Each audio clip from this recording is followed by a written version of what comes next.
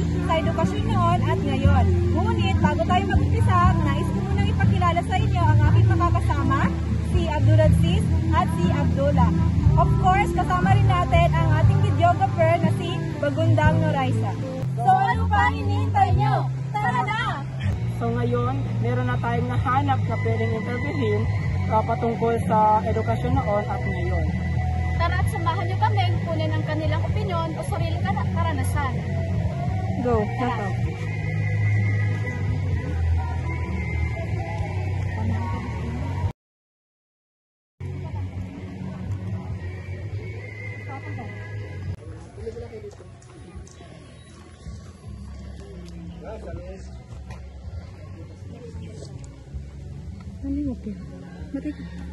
Magandang hapon po ma'am. Bali, pwede ko po malaman kung ano pong pangalan niyo? Camille Galagar. Camille Galagar. Bali, edad niyo po ma'am? 24 years old. Ano pong grade ang natapos niyo po? Senior high. Bali po, para po sa inyo, no? Anong pinagkaiba ng edukasyon noon sa edukasyon po ngayon? Noon sa ngayon? Opo. So, mga karanasan niyo lang po. Ano po yung pagkakaiba? Sa ngayon, hindi kasi masyado, parang hindi masyado maayos ang pag-ano nila ngayon. Kasi dahil sa pandemya na lang, hindi pa ya dati na wala pang pandemya, natuturuan ng maayos ang mga estudyante. Noon natuturuan ng maayos, ngayon yung mga nahihirapan din silang matuto. Kasi dahil sa medyo, hindi natuturuan ng maayos yun, o hindi na-explain ng maayos ang mga grupo. Kakulangan lang. Dahil sa kakulangan. Bali po, ikalawang tanong po, sa iyong palagay, ano ang naranasan mo sa edukasyon noon na nararanasan ng mga anak mo sa edukasyon po ngayon? Kaya hindi pa nag-aaral yung anak ko, yung pamangkin ko. Hindi din sila masyado natuturuan dahil minsan, dahil din siguro sa katigasan ng ulo or yung teacher talaga is hindi rin masyado, parang hindi kagaya ng teacher ng mga teacher dati na natutuunan ng pansin talaga dahil dito sa Awang Longboy hindi sila whole day ngayon na nagtuturo, half day lang, kaya hindi rin masyado na tuturuan ng maayos sa mga bata. Okay po. Bali po, panghuling tanong po, no? Paano po nakaka-apekto ang pang-araw-araw na pamumuhay nyo sa edukasyon po ngayon? Hindi naman siya totally nakaka-apekto. Kasi wala pa po kayong anak mo. Ay, wala pa kayong anak. Okay. Discovering pa kayo nag-aaral yung anak ko. Wala naman siya nakaka-apekto sa akin. Kasi sa mga pamangkin ko, hindi naman yung masyado nakaka-ano sa mga pamangkin ko. Sa public school dito sa mga aral. So, less, wala naman dito. Okay po. Maraming salamat po. Thank you. Go! So, andito tayo ngayon para hingian ng pahayag si Papa na nakaupo dito patungkol sa kanyang karanasan noong siya ay nag-aaral. So, tara! Magandang araw po! Araw naman po.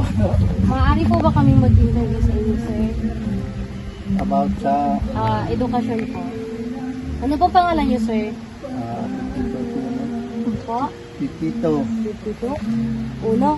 Tuno. Uno, okay. T-U-N-O. Ano pong age niyo, sir? 52. 52? Wow. Ano pong mga naging karanasan ninyo nung kayo ay nag-aaral pa po? Karanasan ko, hindi magkakain minsan. Tapos ang bag namin silupin.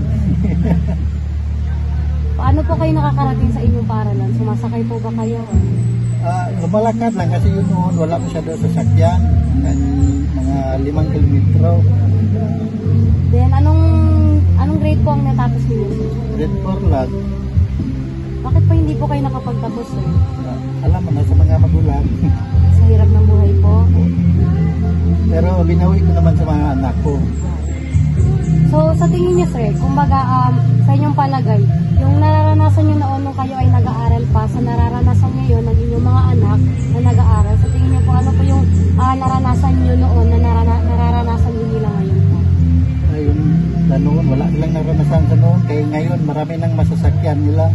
Apid sundo na lang. Kami, gahay pa. Then, nakakain pa po before. minsan walang baon, hinihingi lang sa mga kaklase. Kasi yun oso pa sa una, yun tribang. Opo. Oh, yun tribang. Kung wala ka kaya, 25 centavos, hindi magkakain. So, last question po sir. Paano po nakakaapekto ang araw-araw na pamumuhay niyo sa edukasyon ng inyong mga anak? Siyempre, minsan walang bayad sa kwan, sa mga exam nila. Kaya epekto talaga yun sa amin. Ayaw na kung sabay-sabay po. Opo, pero sa awa ng nagatapos ang tatlong kong anak. Congrats po sir. Ayun lang po sir. Salamat po. Okay. At dito nagtatapos ang ating interview patungkol sa edukasyon noon at edukasyon ngayon. Naway napulutan ninyo ng aral at inspirasyon sa inyong pag-aaral. Maraming salamat.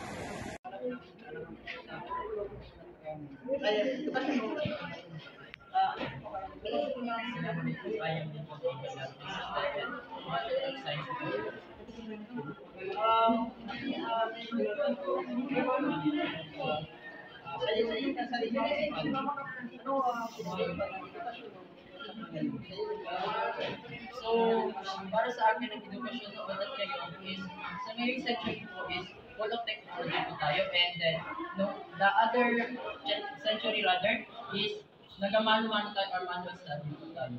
Hindi tulad ngayon na full of technology na hindi na natin kailangan pupunta ng library upang makapag-study. But in this century, isang click mo lang sa technology pwede ka na makapag-study. Maraming salamat. Maraming salamat.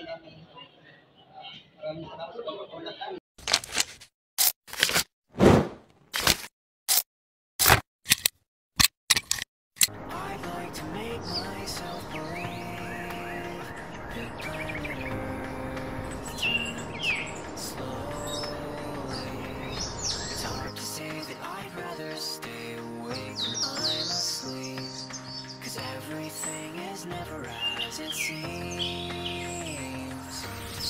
'Cause I get 1,000 hugs from 10,000 lightning bugs as they tried to teach me how to dance. A foxtrot above my head, a sock hop beneath my bed, a disco ball is just hanging by a thread. I'd like to make myself believe that planet Earth turns slowly. It's hard to say that I'd rather stay awake when I'm asleep, 'cause everything is never as it seems. Leave my door open just a crack, 'cause I feel like such an insomniac. Why do I tire of counting sheep when I'm far too tired to fall asleep? To 10 million fireflies, I'm weird 'cause I hate goodbyes. I got misty eyes as they said farewell, but I'll know where several are if my dreams get real bizarre, 'cause I sleep with you and I keep them in a jar. I'd like to make myself believe that planet Earth turns slowly. It's hard to say that I'd rather stay awake when I'm asleep, 'cause everything is never as it seems. I'd like to make myself believe that planet Earth turns slowly. It's hard to say that I'd rather stay awake when I'm asleep, 'cause everything is Magandang umaga mga bata! Magandang umaga po! Dumari na kayong umupo. So, kamusta ang araw nyo ngayon? Okay lang po!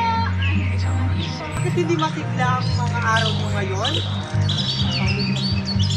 Magbibigay ako sa inyo ng halimbawa na may kinalaman dito at sasabihin nyo sa akin kung ano ang tamang sagot. Naiintindihan po ba?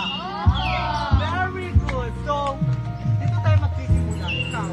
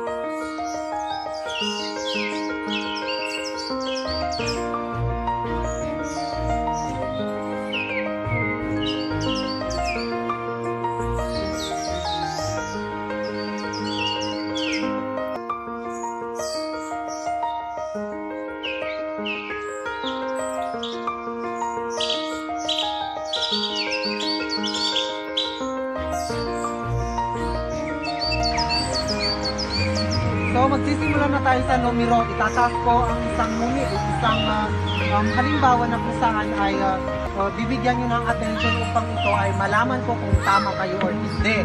So, babasahin natin sa pagbabasa ng alphabeto or natin sa numero ay tumutukoy ito sa dalawa o sa English or 2. Tama ba?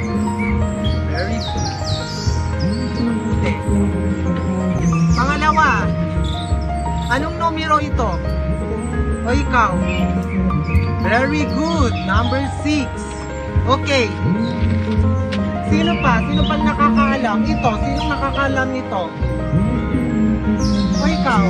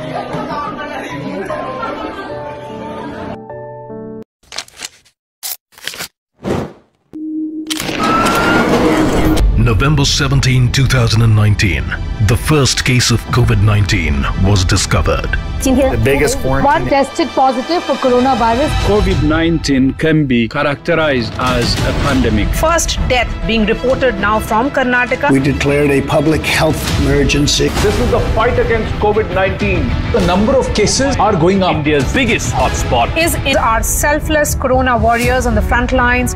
Who is going to be getting this vaccine first? Metro Manila shall be suspended beginning 15/2020.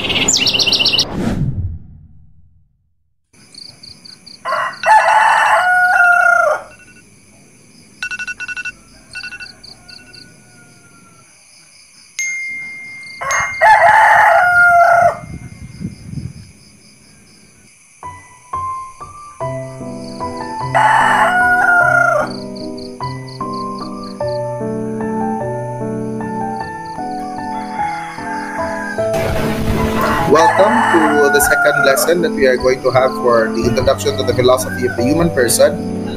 Welcome to the discussion for Module 2, which is about methods of philosophizing. For this, I'm going to share a screen. Give me a few seconds.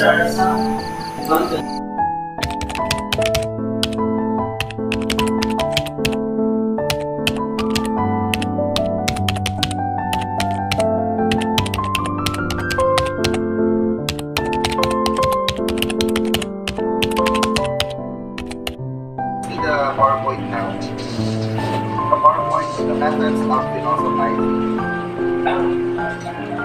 Last week's discussion was quite anchored on why people have to philosophize, what's the need for it, and what will people get from